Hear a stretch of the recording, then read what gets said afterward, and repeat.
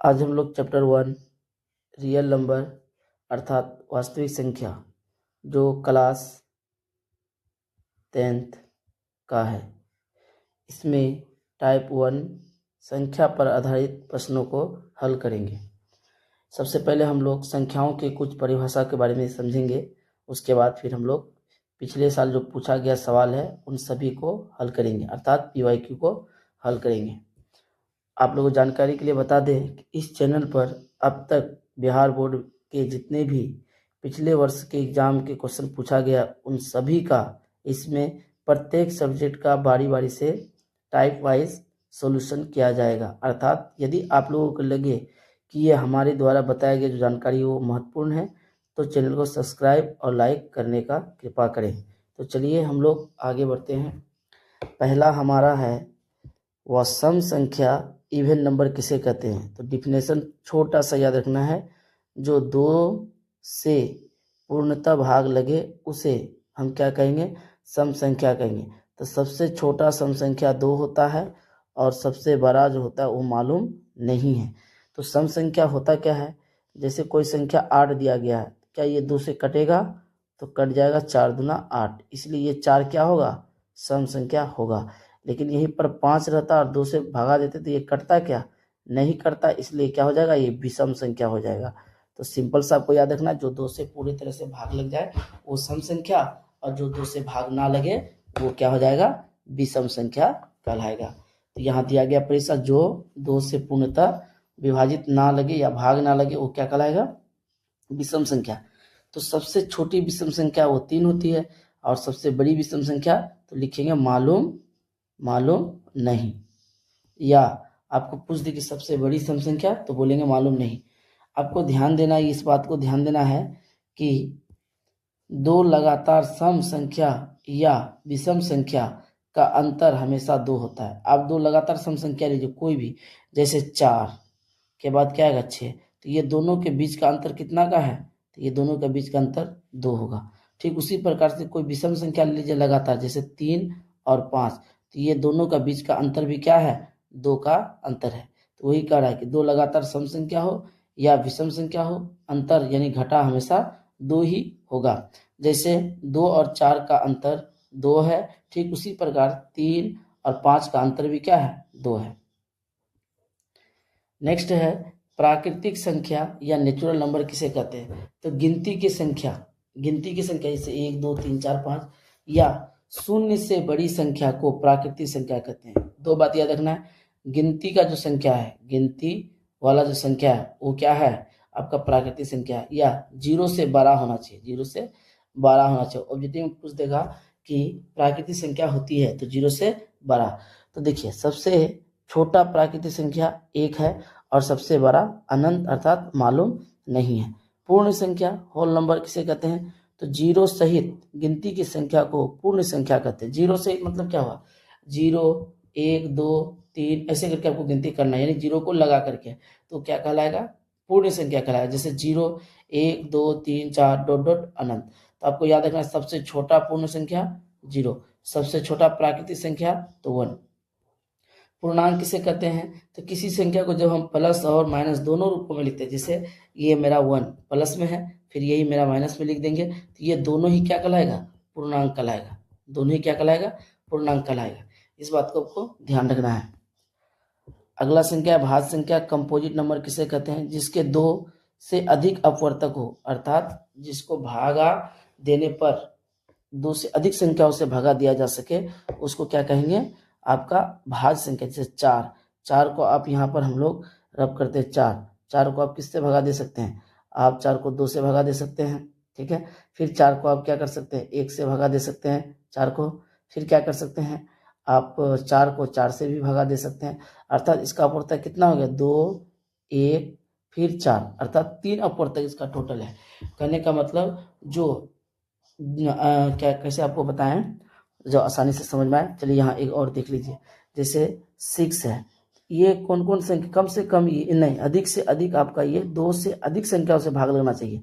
जैसे ये 2 से लग रहा है, 3 से लग रहा है, फिर 6 से भी भाग लग रहा है, और साथ ही साथ 1 से भी लग रहा है। कहने का मतलब ये हो गया इसका अपवर्तक कितना हो गया, 1 2 3 4, तो इसका 2 से ज़्यादा अपवर्तक है, इसलिए क्या हो जाएगा भाज्य संख्या।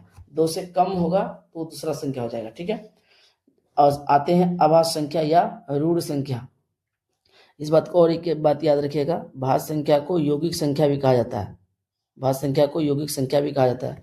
आप सिंपल बात याद रखिए, जो भाग लगेगा वो भाज्य संख्या, जो भाग नहीं लगेगा वो अभाज्य संख्या। जैसे 2 ये किसी से भाग नहीं लगेगा, 3 किसी से नहीं लगेगा, 5 किसी से नहीं लगेगा, 7 किसी से नहीं लगेगा, इसलिए ये सारी क्या है अभाज्य संख्या। और इधर वाला जो है 4 6 8 9 ये सारा क्या है भाज्य संख्या, क्योंकि ये भाग लगने वाला है। आपसे सवाल करेगा कि सबसे छोटा भाज्य संख्या तो 4 और सबसे छोटा अभाज्य संख्या तो 2।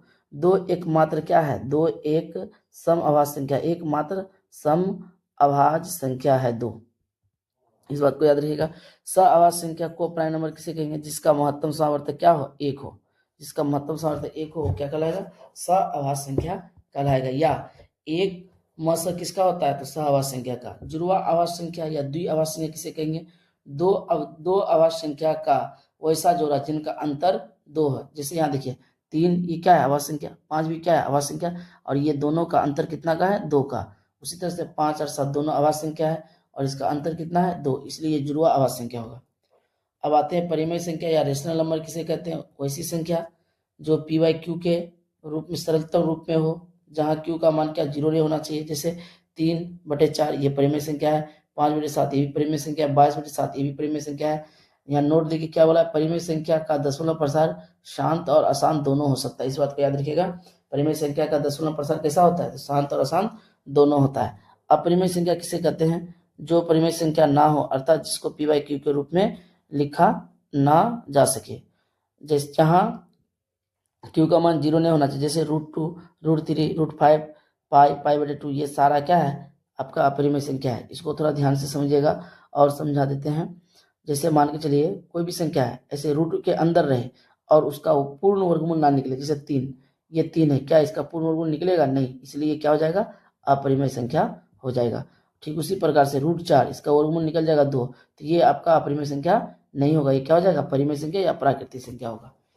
अब नीचे कुछ स्टार पॉइंट दिया, जैसे 2 परिमेय संख्या या 2 अपरिमेय संख्या के बीच अनंत संख्याएं होती है। कहने का मतलब अगर आपसे सवाल पूछे कि 2 परिमेय संख्या और 2 अपरिमेय संख्या के बीच कितनी परिमेय संख्या होती है तो अनंत। चलिए अब आते हैं हम लोग पिछले वर्ष के पूछे गए प्रश्नों को हम लोग हल करेंगे। पहला हमारा प्रश्न क्या दिया, निम्नलिखित में कौन सी सबसे छोटी प्राकृतिक संख्या है। तो गिनती की संख्या क्या कहते हैं प्राकृतिक संख्या, जैसे 1 2 3 4 5 ऐसे डॉट डॉट, तो सबसे छोटा कौन है 1, इसलिए हमारा करेक्ट आंसर होगा 1 ऑप्शन सी। कहता है सबसे छोटी भाज्य संख्या और सबसे छोटी अभाज्य संख्या का गुणनफल क्या होगा, तो सबसे छोटी अभाज्य संख्या कितना है वो है आपका 2, उसके बाद सबसे छोटी भाज्य संख्या वो है 4, ये गुना करेंगे कितना होगा 8 हो जाएगा, इसलिए ऑप्शन सी होगा। अगला है निम्न में कौन सी अभाज्य संख्या है। अब इसमें अभाज्य संख्या मतलब जो किसी से भाग ना लगे, तो देखिए 25 5 से भाग लग जाएगा तो ये नहीं होगा, 16 4 से लग जाएगा इसलिए ये नहीं होगा, 15 3 से लग जाएगा 5 से लग जाएगा इसलिए ये भी नहीं होगा, तो मेरा एक ऑप्शन बचा 29, यही हमारा करेक्ट आंसर होगा। अगला सवाल है निम्नलिखित में कौन अभाज्य संख्या है, ये 2020 में पूछा गया है। अभाज्य संख्या जो किसी से भाग ना लगे, 15 5 75 ये भाग लग रहा है इसलिए ये अभाज्य संख्या नहीं होगा, 12 भी भाग लग रहा है इसलिए अभाज्य संख्या नहीं होगा, 15 भी लग रहा है इसलिए ये भी नहीं होगा, तो मेरा एक ही ऑप्शन बचा ऑप्शन बी। अगला सवाल है सबसे छोटी भाज्य संख्या 4, सबसे छोटी अभाज्य संख्या का मौसम यानी कि 2, सबसे छोटी अभाज्य संख्या कौन है 2 का मौसम कितना होगा, तो ये दोनों का मौसम निकालिए, 2 से 4 को देंगे तो क्या होगा 2 दूना 4 कट गया तो 0, तो ये क्या हो जाएगा 2, यानी सबसे छोटी, ये भी सवाल याद रखिएगा, सबसे छोटी भाज्य संख्या और सबसे छोटी अभाज्य संख्या का मौसम क्या होगा तो मेरा 2 होगा। अगला सवाल है 2 लगातार संख्याओं का मौसम क्या होता है। 2 लगातार संख्या कोई भी ले लीजिए, मान के चलिए 1 और 2 ले लेते हैं, 1 और 2 ये दोनों का मौसम क्या होगा, तो 2 बार में 2 1 कम 2 0, तो 1 हो जाएगा। 2 लगातार संख्याओं का मौसम क्या होगा 1 होगा। कहता है यदि ए और बी अभाज्य संख्या है तो ए और बी का लसागु क्या होगा, तो ए गुना बी होगा। अगर 2 अभाज्य संख्या है, 2 अभाज्य संख्या है तो क्या हो जाएगा उसका मौसम, ये लसागु क्या हो जाएगा दोनों का गुना ही हो जाएगा, दोनों का गुना, दोनों का गुना होगा। ठीक है, तो यहाँ एक अभाज्य संख्या ए दिया है, दूसरा बी दिया, इसलिए दोनों का गुना ए बी होगा। अगला सवाल दिया है, दो परिमेय संख्याओं के बीच कितनी परिमेय संख्या हो सकती है। ये 2013, 2015, 2021 में पूछा है। इसको आप लोग MMI कर लीजिए। तो इसका आंसर होगा अनंत। अभी आपको ऊपर बताए थे कि दो परिमेय संख्या बोले या दो अपरिमेय संख्या बोले। मान के चलिए 1 और 2 क्या है, ये दोनों परिमेय संख्या, तो ये दोनों के बीच में कितनी परिमेय संख्या हो सकता है, तो ये हो जाएगा अनंत। मान के चलते √3 है और रूट आपका 5 है, ये दोनों के बीच कितनी अपरिमेय संख्या होगा, तो अनंत होगा। इसको फिर एक बार समझ लीजिएगा।